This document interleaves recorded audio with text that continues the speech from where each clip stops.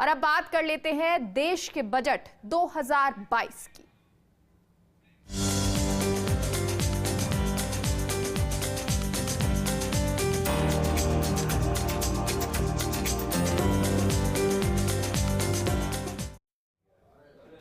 आज 1 फरवरी है और आज का दिन देश और देशवासियों के लिहाज से खास है। आज देश का बजट आ रहा है। वित्त मंत्री निर्मला सीतारमण देश का साल 2022 का बजट पेश करने वाली हैं।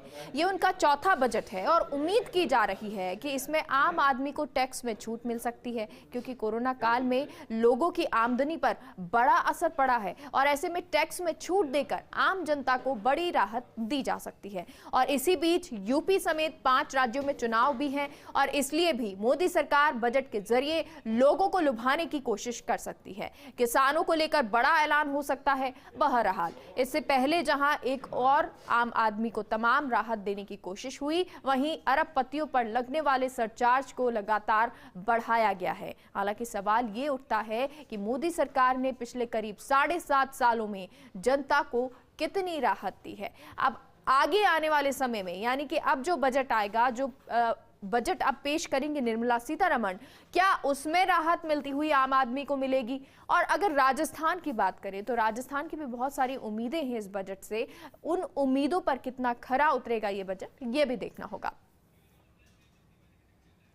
और हमारे साथ न्यूज रूम स्टूडियो से हमारे सहयोगी निर्मल जुड़ गए हैं। निर्मल, देखिए, कल से ही हम बातचीत कर रहे हैं कि क्या आम बजट में होना चाहिए, आम लोगों की क्या उम्मीदें हैं, व्यापारी वर्ग की क्या उम्मीदें हैं।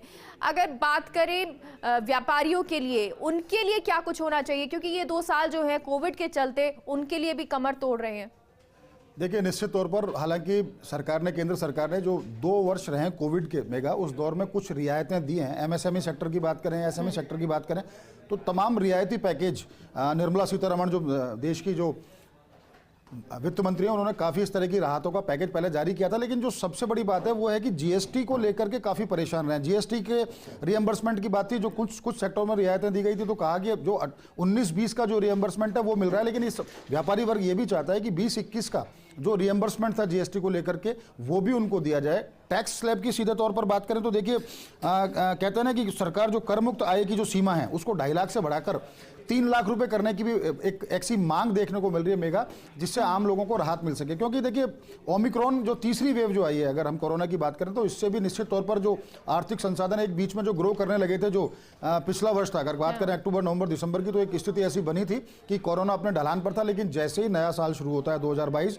ओमिक्रॉन दस्तक देता है, वापस से अर्थव्यवस्था को झंझोड़ने की जो स्थिति है उसके ऊपर ओमिक्रॉन का आक्रमण होता है, तो निश्चित तौर पर आर्थिक संसाधन जो है घटे हैं। व्यापारी वर्ग सीधे तौर पर यह चाहता है कि उसको बहुत सारी ऐसी रियायतें दी जाएं। जो ऋण का जो ढांचा है, खासकर अगर सीधे तौर पर बात करें, जो व्यापारी ऋण लेना चाहते हैं तो वो कह रहे हैं कि इसकी भी जो दरें हैं उनको उसके समानांतर लाया जाए, ताकि वो उस कर्ज को चुकाने की स्थिति में आए। किसान, दूसरा सेक्टर एग्रीकल्चर सेक्टर की बात करें तो किसान को भी यही है कि 2022 में जो आय को दोगुना करने की बात की गई थी, तो किस तरह से उसको दोगुना किया जाएगा, उसका एक निश्चित प्लेटफॉर्म, उसका एक निश्चित रोड मैप इस बजट में देखने को मिले। खासकर अगर सीधे तौर पर बात करें किसान सम्मान निधि की 6,000 रुपये की जो राशि थी, तो ऐसी उम्मीद की जा रही है, चूंकि अब 5 राज्यों में चुनाव भी हैं और कृषि प्रधान है वो सारे राज्य, अगर सीधे तौर पर बात करें पंजाब की या उत्तर प्रदेश या उत्तराखंड की, तो किसानों की जो किसान सम्मान निधि की जो राशि है उसको भी बढ़ाकर 6,000 से उसको 12,000 किया जा सकता है। एक स्थिति ये भी बन रही है। दूसरा, किसानों आपके पास दोबारा लौटेंगे, लेकिन उससे पहले हमारे साथ दिल्ली न्यूज एडिटर अदिति जुड़ गई हैं। अदिति, आप 11 बजे निर्मला सीतारमण जो अपना बजट है वो पेश करेंगी। आम आदमी के लिए क्या कुछ होगा, बहुत सारी उम्मीदें लेके बैठे हुए हैं, लेकिन उससे पहले बैठक भी होगी, और क्या कुछ रहने वाला है?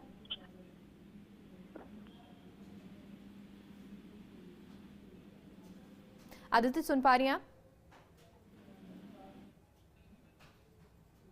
चलिए आदित्य के पास चलेंगे, लेकिन उससे पहले क्योंकि निर्मल हमारे साथ लगातार जुड़े हुए हैं। निर्मल, आप अपनी बात पूरी कीजिए।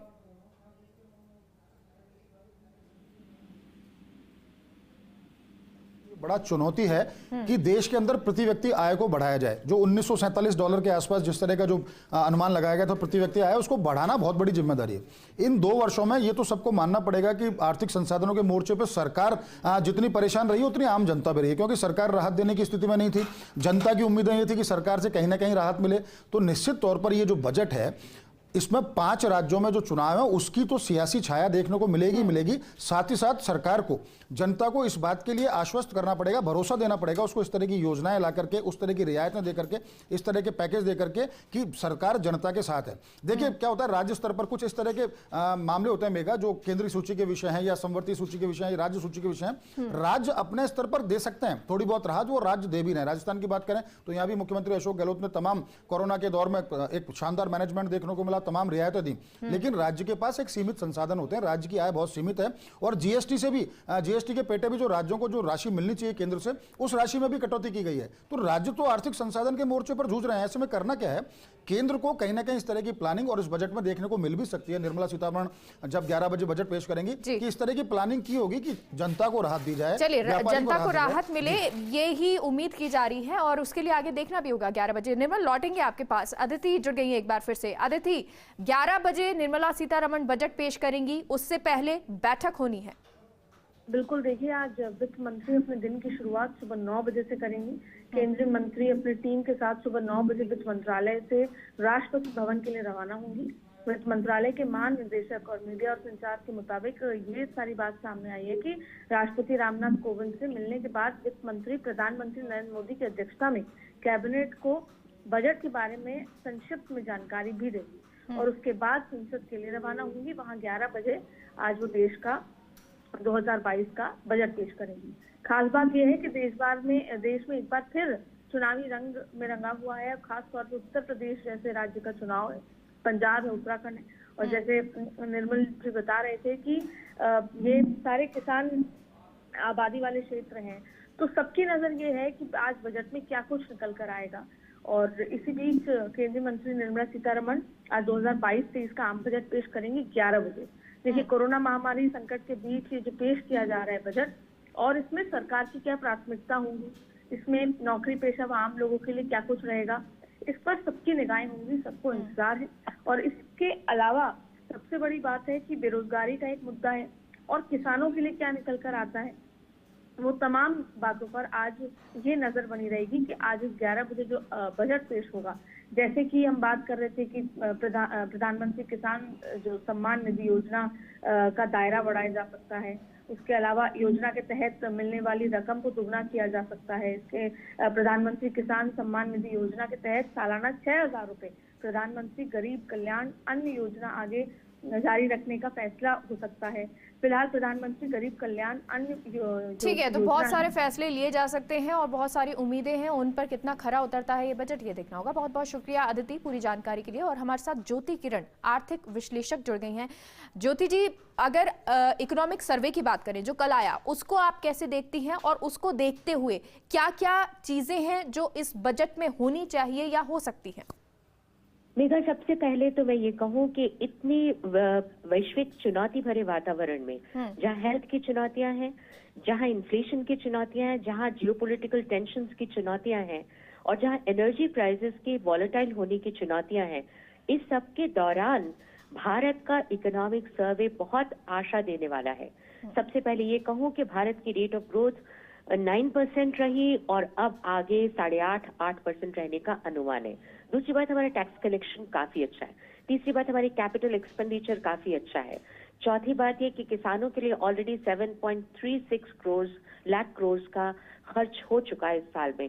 चौथी बात ये कि जैसा अभी आपके पहले के एंकर बता रहे थे कि गरीब कल्याण पर हमने बहुत ही फोकस तरीके से खर्च किया।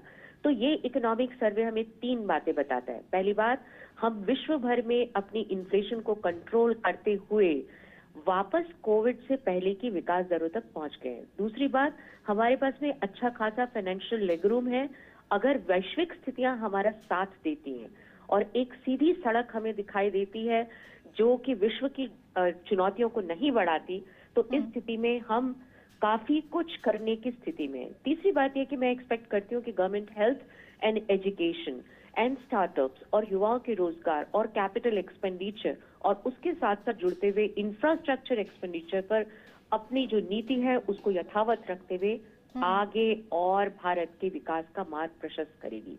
तो all in all economic survey is very good, macro fundamentals बहुत शानदार है। All we need is a good road. लगातार आपको बता रहे हैं कि आप जब 11 बजे बजट आएगा तो कितनी उम्मीदें लोगों को होंगी, और हमारे साथ लगातार विश्लेषक भी जुड़े हैं, हमारे सहयोगी भी जुड़े हुए हैं। और अब सहयोगी निर्मल का रुख करते हैं जो न्यूज रूम से लाइव हमारे साथ जुड़े हुए हैं। निर्मल, क्योंकि आप पर्यटन विभाग जो है वो बहुत लंबे समय से देखते आए हैं, कितनी उम्मीदें हैं, कितनी जरूरतें हैं, और आपको क्या लगता है कि क्या कुछ इस बजट में पर्यटन के लिए होना चाहिए? क्योंकि अगर पर्यटन की दृष्टि से देखें तो ये राजस्व को भी बढ़ाएगा, इसलिए पर्यटन में भी कुछ रिफॉर्म होने चाहिए। देखिए मेघा, सीधे तौर पर बात करें तो पर्यटन एक ऐसा सेक्टर है जो देश के टॉप 5 सेक्टर्स में आता है, जो रोजगार के मामले में जो सबसे ज्यादा रोजगार प्रत्यक्ष और परोक्ष रूप से देता है। सीधे तौर पर अगर पूरे देश की बात करें तो 2 करोड़ से ज्यादा लोग प्रत्यक्ष और परोक्ष रूप से पर्यटन व्यवसाय से जुड़े हुए हैं। 2 लाख करोड़ रुपए से ज्यादा का व्यवसाय सालाना पर्यटन से होता है। ऐसा हिंदुस्तान के सीधे तौर पर बात करें, परंपरागत टूरिज्म की बात करें तो दुनिया भर के जो टॉप 10 देशों में उसमें भारत भी शुमार है। जितने भी जो विदेशी पर्यटक हैं वो ये कोशिश करते हैं कि कहीं ना कहीं अगर उनको दक्षिण एशियाई देशों में जाना है तो उनको भारत जरूर आना चाहते हैं। चाहे स्पिरिचुअल टूरिज्म की बात करें, चाहे एक चिकित्सा टूरिज्म, एक ऐसी पद्धति नई विकसित हुई है जो प्राकृतिक चिकित्सा को लेकर के लोग यहाँ हिंदुस्तान में आना चाहते हैं, खासकर राजस्थान में, कि वो प्राकृतिक चिकित्सा का भी उपयोग कर सके और उनका टूरिज्म भी हो जाए। तो टूरिज्म एक ऐसा सेक्टर है जिसको सबसे ज्यादा जिसके ऊपर मार पड़ी है कोविड की। इन 2 साल के अंदर कोविड से स्थिति ये हो गई कि टूरिज्म के जितने भी स्टेक होल्डर्स थे, चाहे वो होटेलियर्स हों, ट्रैवल एजेंट्स हों, छोटे छोटे हॉकर, वेंडर, हस्तशिल्प वाले लोक कलाकार, इस क्या बोलते हैं, कोरोना ने सबको प्रभावित किया है। और उसका नतीजा ये निकला कि 70% होटल सरवाइव करने की स्थिति में ही नहीं थे, क्योंकि उनको अपने स्टाफ को निकालना पड़ा। बेरोजगारी का जो सबसे बड़ा अगर किसी ने दंश झेला है तो पर्यटन सेक्टर ने। तो सरकार ने, हालांकि केंद्र सरकार के स्तर पे भी जब एमएसएमई सेक्टर को लेकर के जब घोषणाएं की गई तो कोशिश ये की गई कि उसके अंदर पर्यटन क्षेत्र को भी रियायतें मिले। राज्य सरकार के स्तर पर पर्यटन को बहुत रियायतें दी गई, लोक कलाकारों को आर्थिक सहायता दी गई, हाथी महावतों को आर्थिक सहायता दी गई। तो केंद्र को भी कहीं ना कहीं एक ऐसी कैंपेन एक शुरू करना पड़ेगा कि सुरक्षित टूरिज्म के लिए लिहाज से हिंदुस्तान बहुत अच्छा है। और देश के अंदर जो सबसे ज्यादा, देखिए कोविड के दौर में अगर वैक्सीनेशन की स्थिति थी तो हमने विश्व में एक मिसाल पेश की है कि हिंदुस्तान इतना बड़ा एक देश होने के बावजूद, इसमें 130 करोड़ से ज्यादा आबादी है, कोविड के मामले में, वैक्सीनेशन के मामले में दुनिया में उसने मिसाल कायम की। तो हम एक सुरक्षित पर्यटन के लिए हमको एक ग्लोबली कैंपेन चलाना चाहिए, घरेलू पर्यटकों को ध्यान में रखे भी और अंतर्राष्ट्रीय पर्यटकों को ध्यान में रखे भी कि भारत सुरक्षित है पर्यटन के लिहाज से। जब हम इस कैंपेन को चलाएंगे, कोरोना का रोना छोड़ेंगे, तब जाके ही एक बार विश्वास जगेगा, और विश्वास जगेगा तो पर्यटन सेक्टर वापस पटरी पाएगा। लेकिन देखिए पर्यटन के अलावा भी अगर मेगा सीधे तौर पर बात करें तो बजट से अगर उम्मीदों को लेकर के हम चलते हैं तो 5 ऐसे सेक्टर होते हैं जिसमें एक आम आदमी चाहता है कि बजट के अंदर उसको कहीं ना कहीं राहत मिले। बिजली, पानी, शिक्षा, स्वास्थ्य और सड़क। देखिए पिछले 2 साल का जो दौर रहा है, खासकर कोरोना की पहली वेव, दूसरी वेव और तीसरी वेव, करोड़ों लोग इससे प्रभावित होते हैं, बहुत सारे लोगों की मौतें हो जाती हैं, रोजगार छिन जाते हैं, आर्थिक। चलिए, और ये स्वास्थ्य, शिक्षा के लिए, पर्यटन के लिए क्या कुछ रहने वाला है, ये अभी देखना होगा। बहुत बहुत शुक्रिया निर्मल हमारे साथ जुड़ने के लिए।